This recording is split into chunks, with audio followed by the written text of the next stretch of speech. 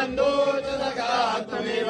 त्वमेव विद्या सर्वं त्वमेव त्वमेव सर्वं मम देव देव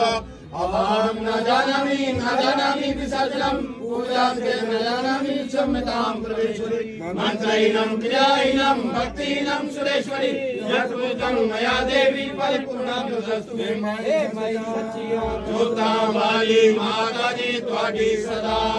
जय 84 कटड़ वाली माता जी त्वाडी सदा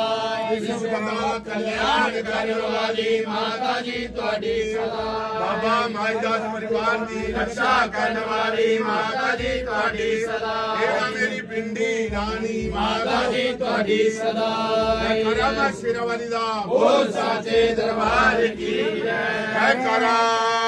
वीर बजरंगे हर हर महादेव।